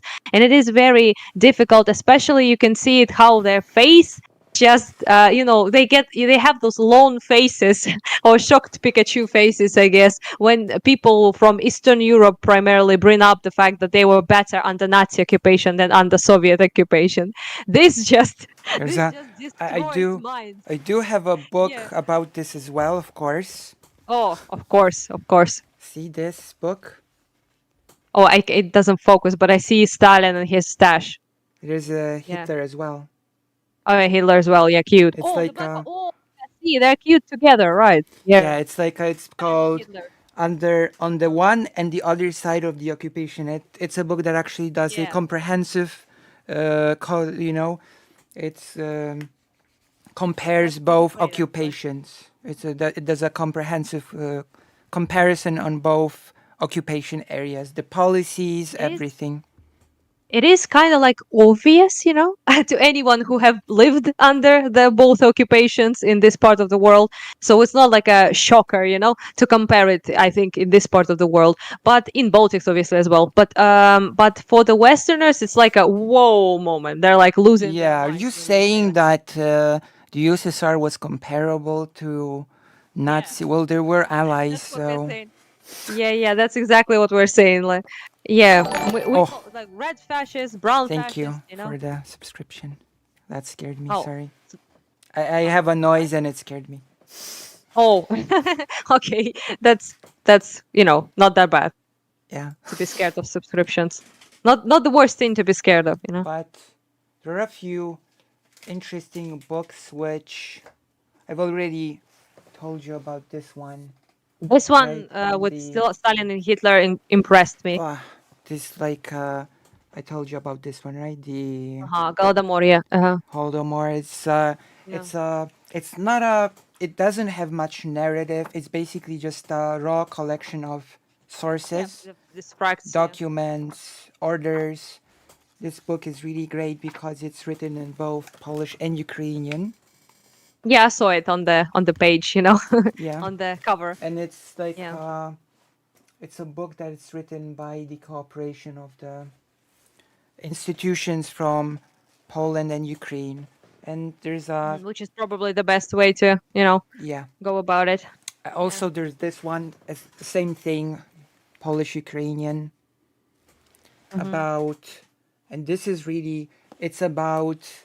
You should flex all of that on them tankies. The tankies would hate this because it's funny Oh. that you mentioned this because this particular book also is about the purges that the Soviet Union has done on Oh. the terrains Yeah. of then Eastern, well, Western, far Eastern Poland. Yeah, you Hmm. know, Yeah, I mean, not of course they will hate all of it. I mean, they hate facts, but but it's just you can flex how much like literature and books you you know, have, and what the fuck have they read? Marx. yeah. Yeah, that's about it, I Well, guess. they Which read no offense Marx to and Marx, I also mean, butcher it because they think Stalinism is the same as Marxism. So that's a whole yeah, different that's topic also a altogether. sad part, obviously. Yeah. But yes, there's like I think things when it comes to the relations between Poland and Ukraine are getting much much better, and I think there's a lot more honesty when it comes to discussing the history. I just hope the Polish government will not screw it up. I pray that the Polish government will not screw this situation up because it's very possible that it could. Because the Well, Polish, I think it's in all of our interests overall to, I guess, create some forms of new allies, new alliances probably in the future. So I would say like countries like Poland, Baltics, Czech Republic, people who are like very interested in keeping Russia at bay. Let's put it like that, right? yeah, And also are very, share common history in some regard with us. I think it's very it would be a good idea to maybe create some new, I guess, fresh alliance that is not so fucking useless as some other alliances. yeah. Put it like that. Yeah, maybe defensive alliance of some kind. The I new know one that would be, yeah. I know that one of the goals of the Lublin Triangle is to get Ukraine as fast as possible into the EU and into NATO, of course. You Yeah, know, NATO, yeah, of course. Which not me saying that we shouldn't be in NATO. Obviously, that would be a very great guarantee of our safety. safety, which most Ukrainians before this in full-on scale invasion were actually not very. I think like 40% only wanted to join NATO, something like that. But now it's bigger, obviously, right? Yeah, But overall, I think there is a sense to consider alliances of a new kind, like completely like different, newer. That because the world, I think, shouldn't be, especially Europe, shouldn't be the exact same as it was before this yeah. event. And I think there needs to be And some protections, new protections should be implemented. I did mention once that there was this idea of a confederacy after World War One pretty famous historical figure in Poland, Piłsudski, which is also a Yeah, I know. Joseph Pilsudski. Yeah. a very like complicated figure on his own. Mm. Had this idea of forming a confederacy with Poland, Belarus, and Lithuania. In his view, Ukraine would be a separate country, but it would be in close allyship with this new confederacy, and that, in his mind, would create this counterbalance to Russia's influence in the region. That was the Yeah, I know quite a bit of about Pilsudski for various reasons. yeah.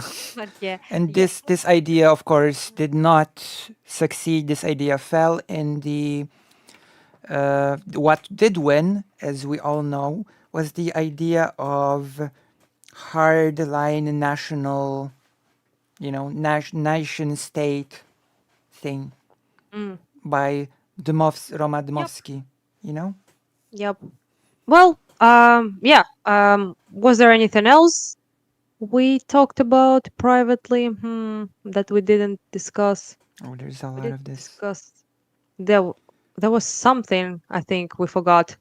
Yeah? Oh, it's maybe not the one, maybe not the most important thing, but have you like watched my talk with I'm Really Important? Oh, not yet, not Or yet. How did it oh, go? not Tell yet. me Yeah, about because the debate with Dylan. Oh, I was yeah. not impressed with it. Like Not feeling it. Yeah, that does Ukraine really need yeah. Crimea? Oh, yeah, actually. Well, I think he kind of like to be fair to to him, he was kind Yeah, of, I think he like bit himself a bit in the ass with the way he phrased this whole thing, because his actual opinions are much more, I guess you could say, pro-Ukraine than he led on in that right. debate. I think he kind of like he said like he knew Dylan for a long time. He knew what Dylan, that Dylan knows about his opinions, but the problem is that the audience might not know, right? Oh, So the he debate talked made with him him looked like he really would talk bad. with like his buddy base. Yeah, yeah. He basically talked with Dylan like as if he was like his buddy who he's asking hard questions, and ended up looking like he was like insanely defeatist for no reason about like Ukrainian Yeah, future and counteroffensives and our possibilities and probabilities of actually winning. And he came off like like not in the best way in my opinion. But we talked about it quite a lot. Also after that fucking panel with those like commies, I definitely can't hold him much against him. It's not like the worst I ever seen on YouTube or Twitch or ever. But so basically we talked about quite a lot of same things he talked about with Dylan, but just I was like more, I guess you could say, not aggressive, but more like assertive. straight, yeah, more like straightforward with my answers, probably would be the better way to put it. And I explained like what I had problems I had with him, and he what he said, and also how exactly are we going to win, how are the precedents of You're similar breaking up a bit. situations, Oh no, things like that. So basically, oh, do I? a Oh, bit. But that's maybe I this time I think I it's think on it my works. end. It seems to be a problem on my end. Yeah, I think it's not me this time around. It's like we go I back think it and works forth now. because Y- my side chat sort of started also dying. So I think that's oh yeah, sort of. Mine, mine is fine. Yeah. I think the problem is on my end. Let's wait a few seconds. Yeah, sure. We can, drop the call and, you know, No. We don't have to drop the call, but I think Mm. it's fine now. Yeah, I think it's okay now. It Yeah, seems to be. it Yeah. seems to be Doesn't okay freeze now. on my end. All right. Okay, you as you were. Yes, one of the he was basically like telling the thing I actually had like I think the most problem with was the defeatism, which was unjustified in my opinion. So he basically presented it as if there's like zero chance for us to win, so why bother, basically, right? Yeah. And also there was like the second thing which I thought was a bit silly, which I told him in person that it was silly, Right. that he brought up about that we'll have to commit war crimes to liberate our territories. This was like the thing I actually found the most problem with of everything he said, What because what I does that just mean exactly? Commit war crimes to win the war. basically he said that Ukraine will have to dirty their hands, basically, to get some blood on their hands and to commit potentially some war crimes to liberate. And he was to liberate our country, and he was worried about how it would affect the support of Ukraine in the West if they see us getting our hands dirty, so to speak. That was the main kind of point, maybe like I didn't do like the best probably representation of it, but this was like the gist of the Right. Yeah. point. So yeah, so basically I kind of was, I found it quite honest just silly at that point. Yeah. So I basically expressed this like difference between actual like war crimes and just Schrodinger's war, war crimes. yeah. Also, like the offensive themselves. Of course, it's not a Hollywood movie. The war. There are casualties. Even if Yeah. you attack logistical targets, legitimate war targets such as like bridges, storages, weapon storages, military objects, you still have a possibility of killing civilians. Yeah. Obviously, right? But there is a huge difference between this and deliberately targeting residential areas, Yeah. supermarkets, There. parks. Yeah. Yeah, which is if there is a huge difference between those two things, and I don't see how on earth would Ukrainians have to attack supermarkets and parks, and also I don't see why we would deport Exactly. children and stole them from I don't know from where, from Russia. Yeah. So why would they have to do a butcher or go door to door or like rape and Yeah. torture and imprison and detain civilians? There's just absolutely And zero reason to do execute any of and that. torture prisoners of war. Yeah. Yeah. Like there are two problems with this, right? The two glaring problems. One is that Russia seems to think that all of the crucial military targets in Ukraine are kindergartens, hospitals, and Yeah, yeah. I mean That's the problem. Yeah. it's true. Like keep seeing that there was a situation where I think it was an NGO started from Poland started sending ambulances to Ukraine because Ukraine ambulances were being targeted and destroyed, and Mhm. those ambulances were targeted and destroyed as well because Russia wants to limit the ability for Ukraine to be able to take care Yeah, of the wounded, ambulances, and there were hospitals, and also our like like services, emergency services are getting yeah, attacked quite a lot, especially in the time when they were constantly, which is also by the way a war crime, attacking of heating, course, our yeah. electricity, critical infrastructure. Yeah, So when we had this. people slept in tents inside of their apartments. Yeah. So I had like no electricity every day for 14 hours every day. Yeah, In winter, it was cold as fuck. It was very hard to function. Obviously, you couldn't yeah. cook food. You couldn't like. It was like very, very rough That's winter yeah. for That's sure. one problem. Yeah, and they deliberately did it, and they admitted to deliberately doing it. Yeah, They and said like, there. well, "Let's freeze those Ukrainians," right, and things like that. Yeah, So yeah, they actually were talking about freezing all of Europe as well. I remember that rhetoric as yeah, well pretty vividly. yeah. But um, there were times when literally the situation was such that from certain areas the wounded have to be taken to Polish hospitals because Yeah. Russia was No, yeah, just no. trying to hamper the ability for the wounded to be. And the other is, Actually. yeah, Oh, yeah, sorry. My friends and relatives and such who have been getting like surgeries in hospitals with no electricity, exactly, and it was dependent on generators mostly to to yeah, give some like levels of electricity to which was largely thank you again to Poland and other countries who provided those generators, and also volunteers who bought them in Ukraine, obviously, and outside of Ukraine. But yeah, it was just pretty rough, obviously. And like I said, I have zero idea why on earth the Ukrainians would need to bomb exactly. our own infrastructure to do that. Yeah, so it's just to liberate, There's which makes it harder. It's what I mentioned to I, right? No, I'm really important that it is kind of hard in a way to be the good guy, so to speak, which is in quotation marks, obviously, yeah, right? Because there are, but it is very hard to deal with an army that doesn't respect any like rules of war, that doesn't respect Geneva Conventions and anything, and just does war crimes just as it oh, breathes. basically, as regular as it breathes. And on the other hand, we cannot do the same because of the moral reasons, because of the, just the wrongness of it all, but also because of the political reasons, because like magnifying glass Right. is basically upon us, and our every move is Yeah. broadcasted as how dare those Ukrainians, Yeah. this on that panel, on the stupid panel. Do you remember the moment when we were talking about something, and that guy brought Scott, I think, brought drones in Kremlin, like in Yeah. Moscow, as a comparable to what Russia is Oh doing. yeah. Which nobody suffered from, by the way. Nobody was even injured. Yeah, Congratulations on yeah, that and one. there, yeah, and there's, yeah, it's just truly like remarkable what people But will do to compare uncomparable. like, it's easy to say when you live on the other side of the world to say, "Oh, war is just horrible. There are no Yeah, uh, war bad. there's By no mistake, good I think. side, bad side." No, I'm sorry. In this case, it's Mhm. pretty clear who the aggressor Yeah, is, who is in the moral right in this conflict. It's not a complicated dilemma. Oh, who are the ones in the right, in my opinion? And it brings yeah, me true. to, And they try to make it, which is their yeah, job, I guess, as Russia apologists. You yeah. know. And it Yeah. brings me to the other thing that I see a lot in debates and panels, which is I see it also a bit in the media, which worries me that whenever Russia does something, it's war.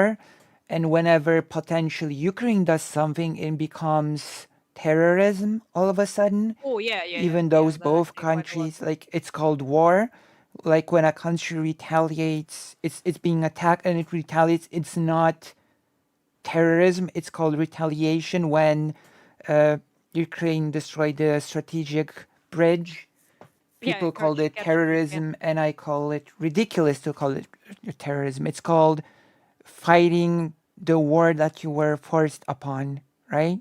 Yeah, first of all, that, and second of all, bridge is literally the most ancient war target, Yeah, legitimate war target since the, I don't know, the dawn of fucking times, because they're used to transfer equipment, military, and military personnel, obviously. So the bridges have been attacked in wars since wars have been a thing, and bridges have been a thing, you know?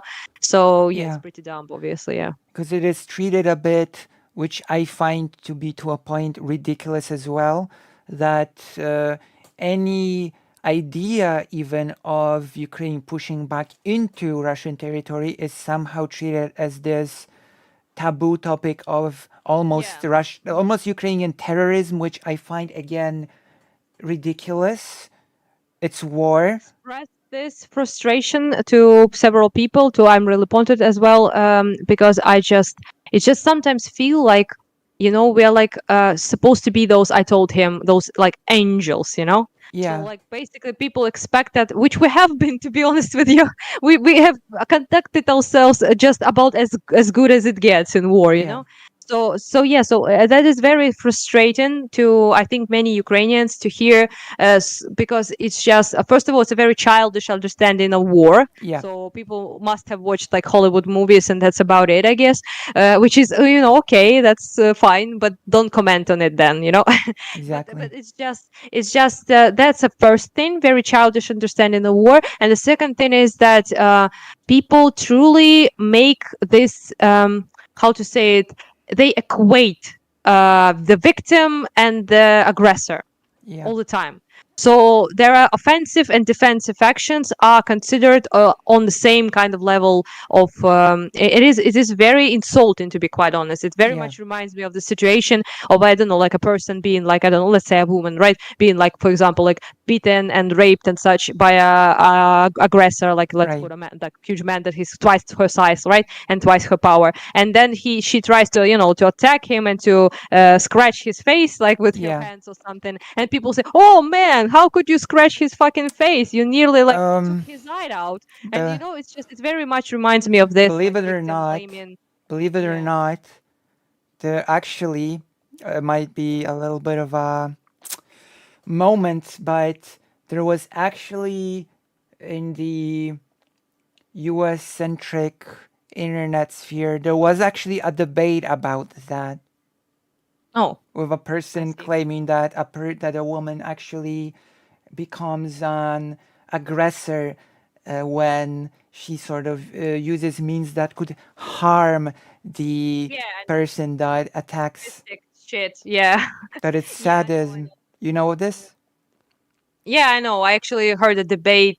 I think of Dylan and maybe Destiny with a pacifist person who was like trying to say that Yeah, that it's not it's that bad because yeah, that that there's because this device that a woman can wear, and that it's a device of yeah, torture. yeah, And yeah, so this example is kind of interesting because bizarre debates actually do happen on this yeah, topic, yeah. which is But it's just that's why it pretty much reminded me of. It was like not yeah, about Ukraine, obviously, but that was about this whole idea of equating the actions of a victim to defend themselves from the yeah, aggressor, the actions of the actual perpetrator with the actual aggressor, which is very and offensive yeah, and silly. it is really Yeah, offensive, and it's like it's becomes really sickening to hear things like when Ukraine does something, it's terrorism, and there's another thing that is often on people's lips, it's Ukraine is escalating,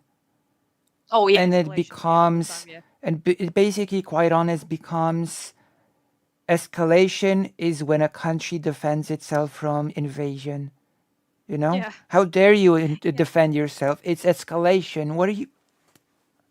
Yeah, What? it's very like I said again, very similar to this whole pacifist shit about supposedly like not fighting off like the person who attacked you, right? Because it will escalate and it will yeah, create Yeah, more violence. There were some silly people who were even saying like you shouldn't call cops because police yeah. because they can kill that person who attacked you. Oh It's yeah. just yeah, it's With very Ukraine, it yeah, becomes the narrative about World War III. About let's yeah, just yeah, yeah. stop. You know, let's just God. And Yep, of a lot of course, stuff. Yeah. God, Well, it's just probably I should, go at some point yeah. today. I wanna, go eat and stuff, and also have some volunteer stuff I need to figure out. Yeah. So So yeah, so it was a very yes, it's nice to, important. talk again. Yeah, I hope we can do this again. I on my behalf and on the viewers, probably on the behalf of the people that live here. Thank you for all the work that you're doing. It's really, Yeah, thank you. I really appreciate, and I the help and the enthusiasm of people in supporting us, and also, of course, it's nice, to talk with you for very obvious reason that what the fuck are you talking about? It's yeah, that's not it's exactly that common on the internet, and especially you not only just because you're Polish, you're from this part of the world, but also just educated person who understands like what the heck they're talking about. And no and offense to anyone, but sometimes listening to especially like Westerners and especially like Americans in this regard yeah, talking it can about this whole be pretty um, painful to listen to be yeah, quite yeah, honest. yeah, your Like, brain just suffocates with no oxygen. at the very end, I will just mention the dam thing again because I've made this Oh comparison. I yeah, think it's a very good comparison. I don't think it's unfair to say like blowing up the dam and doing all of that destruction. It's basically akin to using a nuke without using a nuke, if that makes sense. It's yeah, in using terms of damage, weapons of yeah. mass destruction without actually using a weapon of mass destruction. And I did hear about some people, I think you've shared it, about some people saying, oh, now next we should just destroy the the Kiev dam, yeah, Kiev dam, I and did. yeah, so Yeah, well, I wouldn't put it past them, to be honestly. yeah, I would Yeah. not So either. Okay, the thank only you. thing is that they Yeah, luckily don't control, Kiev.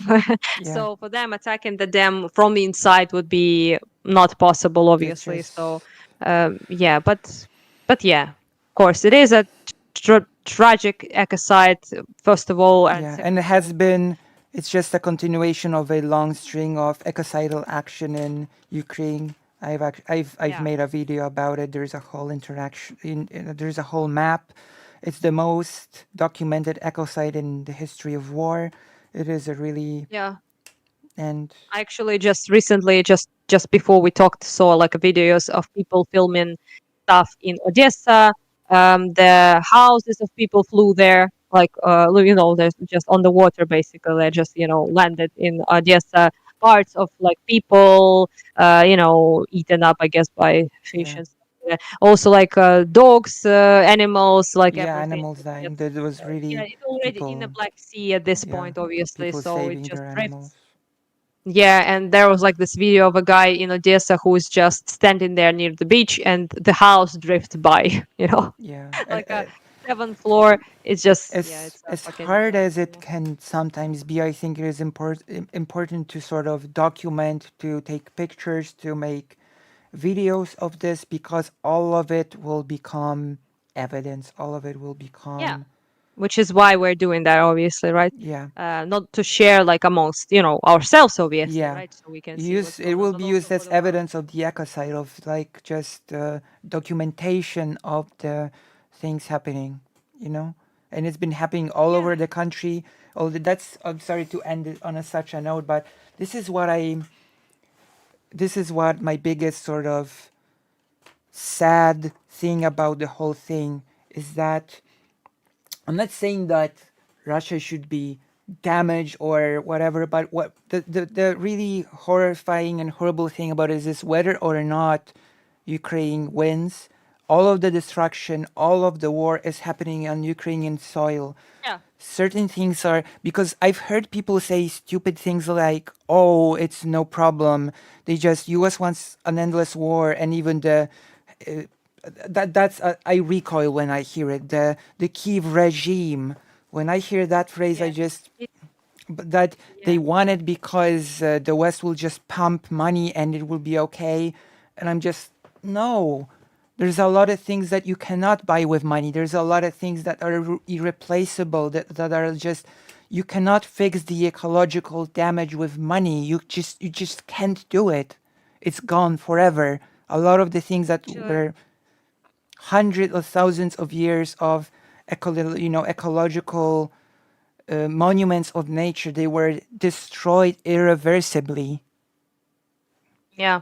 My sister was super upset, obviously, because there was like this very beautiful place, truly like a amazing natural spot called Kingsburska Kosa, which was destroyed entirely. And Yeah, my sister, before the war, she was there just, so she made like very beautiful yeah, I'm pictures just, there, and it was a great trip. And it just not only is it just a disaster on its own, obviously, because animals and flora fauna yeah, dying, and obviously, right, but just so many like memories of people who have been there and yeah, who will never be able to, and also just I can't even possibly like imagine if the locals there actually. yeah. So how much And painful it it is for them, goes, because when I see my Kharkiv, for example, and my oblast like destroyed, it's like a level of, I guess you could say, like pain that is hard even to I convey. imagine, yeah. Yeah, And it's there, it goes even more personal. Like, if you, like, I have a bit of a garden where I live. My grandfather planted a apple tree, and there's an apple tree. It grows apples, not every year, but it does. And there are probably many places, there are definitely many places like that in Ukraine, and they were just yeah, memories, legacies of people that would have lived on even longer than the people themselves. They're just destroyed, they're ruined forever by this. yeah. Like the house, I do hope to rebuild, my Yeah, father's house if possible. But overall, it was actually like an old house, like before even like revolution times it was built. So I mean, it was like it was end of the, I say, 19th century. oh, So that was, must yeah, have so been a it was beautiful house.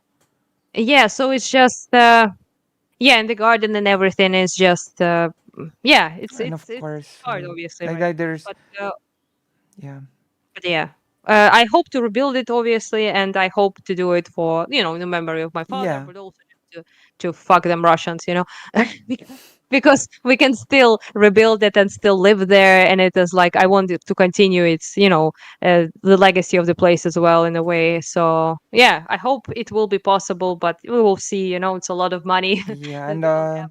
Oh, yeah, so there's that. But anyhow, I appreciate the conversation, thank you. and yeah, maybe we will talk sometime again soon. And yeah, I would like to. There's like a couple things I think I forgot, but you know, Well, there it's a lot. It's a big. There's it's a huge topic, and there's a lot of super bad faith misinformation going around yeah. when it comes to this Well, topic. anyhow, if you have like something like particular like comes to mind, you can like message me pretty much Yeah, anytime, and we can, you know, yeah, chat talk about about it, it. Yeah, exchange some cute ducks in the messages, and yeah, that's and that's it. Yeah. So yeah. anyhow, thank everyone who Thank you. listened, and bye bye, and talk with you sometime Yeah. again See you. soon. All right. We are alone. So, how did you enjoy? Have you enjoyed this little conversation? Might help collect the money when the war is over. True. Ah, so that was nice. I think we've covered a lot of important points. I think the most important thing that I wanted to say for dishonest hacks to stop, talking about Polish people and Bandera because it's just